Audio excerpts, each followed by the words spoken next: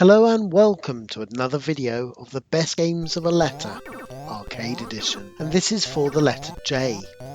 Yes, in this video series I imagine, what if I could only choose 5 games per letter per system and then discard all others? What would I choose? So this means I'm not coming in from the point of view of what games are most important to gaming history or even which games are most beloved by most people, but instead this is a personal list of the games I personally enjoy to play above all else. Now my choices here may surprise you, but this video series is really just a bit of fun, really to rekindle some old memories and help give people some suggestions of what games to try the next time that they're looking through their retro gaming fully laden lists, deciding what to play. Now this letter was a tough one to choose on, and I resisted the urge to cheat by choosing the Japanese name for Toki, which is of course Juju Dentetsu. But no, I'm stuck with the rules of choosing the Western release name, unless it only ever came out in Japan, of course.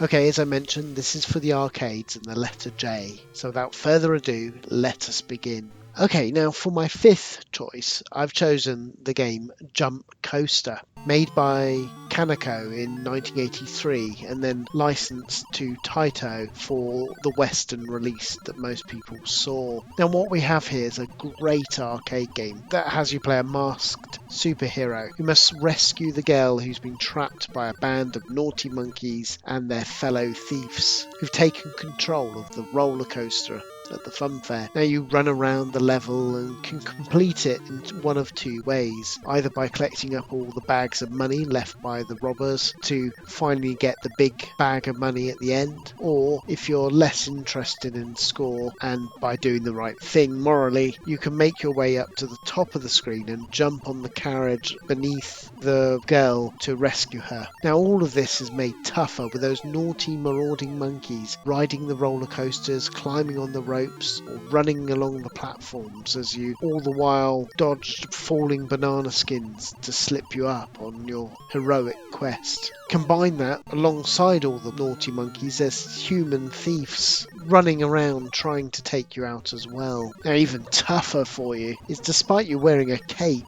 clearly our hapless hero's quite deluded because he can't even take the smallest distance of falling, let alone fly anywhere. Hell, even a banana skin can take our hapless hero out of the action. No, but what we have here is Kaneko's answer to Donkey Kong, really. But for me, I actually find this a far more enjoyable game. It all moves really nice and quick, and there's lots of variety here, with one-way ladders and ropes to shimmy across, and roller coasters ridden by monkeys on the track, which always must be kept an eye on to avoid and jump over. Like Donkey Kong, the game that inspired it, it's a tough game as well, especially as you really ideally need a 4-way joystick as opposed to the typical 8-way joystick to play it. But even so, I keep on going back to this game. I just find it such a addictive and fun title to play. Now sadly, a lot of people will have missed out on this game, as outside of the MSX, it never really saw a home port, and I think that's such a crying shame. Now overall, this is a great little arcade game and it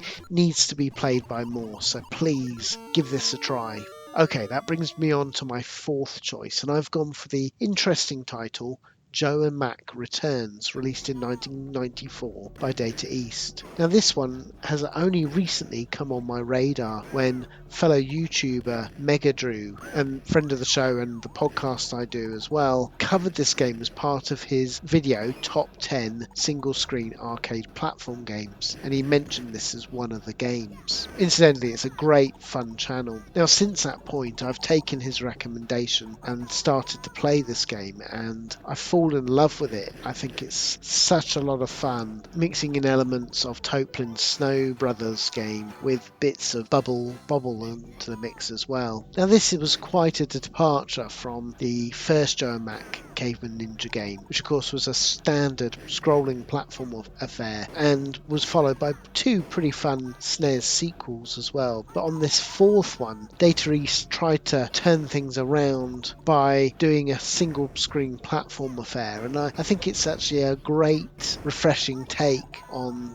the sort of game. Now in the game you jump around the level using your club to bash the enemies and collect the dazed creatures and putting them in your sack. You then only have a limited time to hurl the unconscious creatures as a weapon before they wake up. And that's it really. Destroy all the enemies, rescue the imprisoned girls and collect up all the goodies to proceed. But it's all done with so much addictive fun and charm, with there being a generous array of distinctly different locations on offer, and all the enemies are bursting with their own character and personalities, which really keeps you playing. It's all just so much fun really. Now at the end of each area you're presented with a big boss section, who of course must be taken out by the same way of picking up the enemies and hurling them at him. Now for the longest time this game passed a lot of people by, as it never saw a home release and only a limited arcade run. So although MAME emulates it, many would have not thought to look for it really. Thankfully in recent years this game has had a little bit of a resurgence, with both Nintendo Switch re-releasing it and Antstream streaming it as well. So finally this game is getting the light shone on it, and it's great to see people being able to play this gem of a game again today. Right, let's go on to my number 3 game, and this may surprise you as it's perhaps that it's so low on my list, but I've chosen the Williams 1982 classic arcade game Joust. Now I'm sure this game needs no introduction, but in case there is a few younger viewers out there who don't know what this game is, well basically it's about knights with lances riding ostriches, and the enemies are on giant buzzards. Now the purpose of the game is to attack the enemies with your lance by flapping higher than your opponents to knock them off their steed. This turns the knight into a fallen glowing egg, which must be picked up by you riding over it to take the opponent out. But if you leave that egg too long, then the enemy knight will rehatch and call his bird steed again to rejoin the action. Now this game was hugely popular back in the day and considered on many lists as the best two-player game of all time. Now I don't personally think that, and I don't really feel the game deserves quite that level of accolades, but I will say it is a huge amount of fun, and particularly in two-player, and it's definitely worthy of the classic status that it's garnered over the years. And it's understandable really, because there's so much going on under the hood with this game, with you having to battle inertia and the gravity as you frantically flap your wings just to get that height above your opponents for that perfect strike. It's a really skillful and enjoyable game. Now the game was designed by John Newcomer, and I've always enjoyed his offbeat weird arcade games such as Splat and Sinister, and although the game Joust is his most famous, there are others all worth playing as well. Now playing it today, I mean it had loads and loads of home ports on pretty much every system. It also appears on the Midway Arcade Treasures Volume 1 pack, which was on the Xbox, PS2 and GameCube era, and it also appears on the Midway Arcade Origins collection as well, which was the Xbox 360 and PS3 era. So there's plenty of ways to come across this game and give it a go. Of course, Arcade Club does have this game, so there's plenty of opportunity to play it on real hardware as well.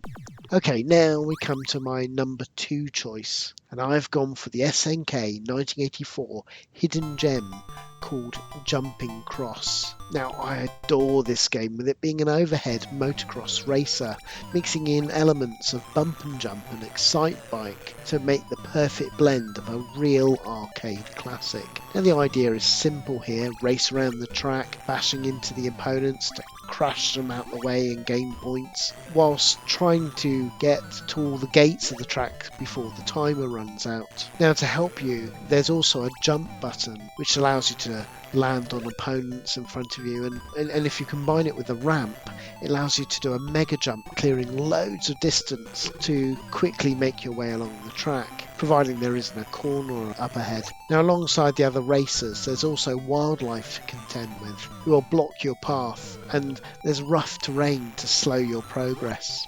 Now in summary, this game is just brilliant fun, with so much personality to all the racers, a nice variety of tracks, and a lovely fast-paced tune playing in the background. Yeah, overall I actually prefer this, I have to say, to Excite Bike for my arcade fix. I think it just has so much fun and character bursting through every scene. Now sadly this game never ever saw a home port. It's never appeared on any of the SNK game compilations, but thankfully recently Antstream, who they clearly know their stuff, have managed to save this gem from obscurity by placing this on their streaming selection. So outside of MAME, that's a great way to play it. Okay, let's go on to my number one choice for the letter J in the arcades, and I've chosen the brilliant shooter Juno first, released in 1983 by Konami. And this gem of a blaster, it really needs to be played by more. It is so good.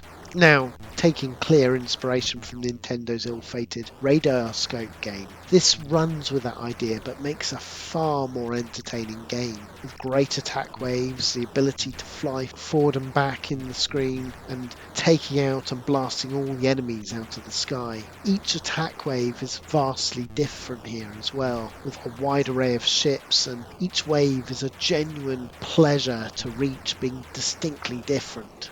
So it really drives you on wanting to get that little bit further. There's other nice touches here as well, such as small sphere space capsules that come along, which when you shoot them releases an astronaut. If you collect them up, then it gives you points and it allows you to also take out the enemies for more bonus points. There's a second button as well, which is a warp, which you have 3 warps available to you per wave. And when you press it, you'll be randomly placed somewhere else on the screen. So it's a really risky maneuver, but it's great to get you out of the bind if you know you're about to die from a bullet. Yes, there's so much cool stuff in the game like this, and I just can't stop playing this gem of a title, with it fast becoming seriously one of my favourite old school blasters. Now it did get reasonable ports back in the day on the C64, Atari 8-bit and MSX, but sadly nowhere else. It also seems to always be left off any of the Konami collections, and there's been countless numbers of those, so it's a crying shame. But thankfully MAME, as you can see here, runs it beautifully, and occasionally you see it out in the wild at some of these retro events as well. So there you go, that was my top 5 games for the letter J,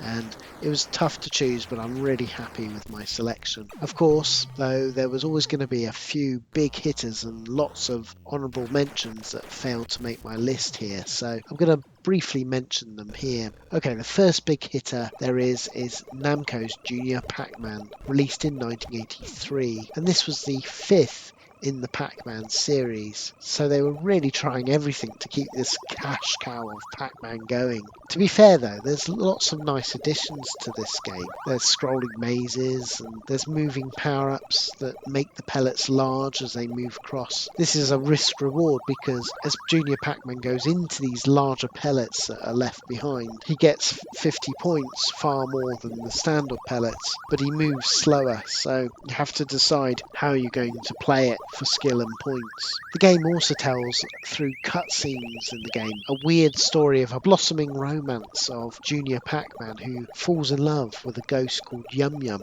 as you progress through the game. It's all very twee, and if you love Pac-Man, this is genuinely a great addition to the series. And it's bizarre and shameful really that this arcade version never seems to show up in any of the Namco compilations, with it always being left on the cutting room floor. Now, another nice game is Joust 2 Survival of the Fittest, released in 1986 by Williams. This was very out of date compared to the other games released of the similar time, and so as an arcade game it didn't do very well. And it's a real shame because there's a great level of change made to this game to make it better in many ways over the original. This time it's switched to a vertical screen, and it allows you to switch your steed from the standard ostrich to the slower but more stronger at attacking Pegasus steed at any point in the game. But the thing I like about it, there's so much variety in all the levels. There's flying bats and golden egg bonuses that you can collect up. So Now it's great, particularly in single player, over the original because there's more of a progression and far more different map designs for you to take on. Now thankfully this game did appear in the Midway Arcade Treasure Volume 1 pack on the Xbox, PS2 and GameCube era, and also on the Midway Arcade Origins pack on the Xbox 360 and PS3 era. Outside of that you can play it on MAME as you're seeing here. Okay, another fun little game that's worthy of mention is Jump Bug, released in 1981 and published by Rockola, but actually it was developed by Alpha Denshi. This is a cute little shooter platformer really that has you drive your little Volkswagen Beetle bouncing from skyscraper to skyscraper to collect the loot and shoot all the enemy aliens. Now another well-loved game that failed to make my list was Jackal, or Top Gunner as it's known in the US, and another game released in 1986 by Konami. Now this overhead Jeep blaster is a huge amount of fun with you trying to rescue hostages and blow everything up on the screen. Yeah, I really do enjoy this game, and to be honest, for the longest time this was on my top 5 for this letter, so give this game a go as well. Now another arcade favourite of mine worthy of mention is Jungle Hunt, released in 1982 by Taito. Now originally this was called Jungle King and featured basically Tarzan, but Taito soon ran into copyright infringement trouble, so they quickly replaced the hero from Tarzan to a British hunter or explorer type of character instead. Now I love the gameplay with this, as gameplay wise it's all about different stages. So in the first you're swinging from vine to vine and getting your timing right. The next you're diving into crocodile infested waters, taking out all the crocodiles as you swim your way across. The next is jumping rock falls, timing your jumps perfectly to make it all the way up the mountain to save your girl. Then you come to the final level where you see your kidnapped love who's landed herself in hot water, literally, as she's being cooked by the local cannibal natives. You must jump over the natives to save your girl. Finally, for big hitters, there's Jurassic Park by Sega. Now this shooter's a lot of fun in the arcades, with all the scenes of the movie depicted really well for the time as you make your way through this prehistoric park. Okay, so that was the big hitters, but there's lots of lesser known gems I think are worthy of a mention as well. First off, there's Namco's J-League Soccer v Shoot game, released in 1994, and this is a great rival to Taito's arcade football efforts that we've mentioned in previous videos. Now, this not only being a really good arcade football game, is also officially licensed with Japanese football teams and players, which is a nice touch. Now, another hidden gem I think worthy of mention is Jumping Jack, released in 1984 by Universal. This is a cute little game having you jump from seesaw platform to seesaw platform, flinging the monkeys in the air for points and collecting all the fruit. Now another cute arcade game is the Jolly Jogger, released in 1982 by Taito. Now this is a painter game where you play an American football player who must run around, dodge all the enemies and draw boxes for points. It's a simple but it's a huge amount of fun, so this is another little gem that's worthy to play.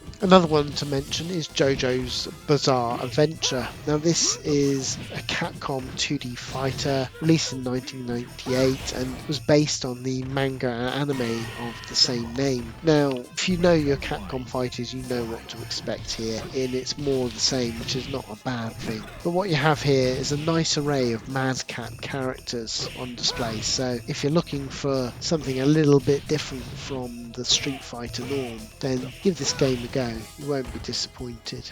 Now finally we have the cute run and gun game called JJ Squawkers, released in 1993 by Athena and developed by Able. Now, this is really fun, featuring, well, the instructions say a duck, although to me it looks more like a green parrot, who's on a mission to rescue the captured residents of the village Pistachio. What you have here is 5 stages of run and gun frantic action, all accompanied with great music and some great boss battles, meaning this is a real solid little gem of a game and needs to be played by buy more. Right, okay, there you go. That was my top 5 for the letter J. Now, it was certainly a tough letter to choose from, but I'm really happy with the choices that I've made here. Anyway, I hope you enjoyed, and I can't wait to hear your own suggestions of what games you would have chosen for this letter. So look out for my next video covering the letter J. It's certainly going to be a tough one to decide.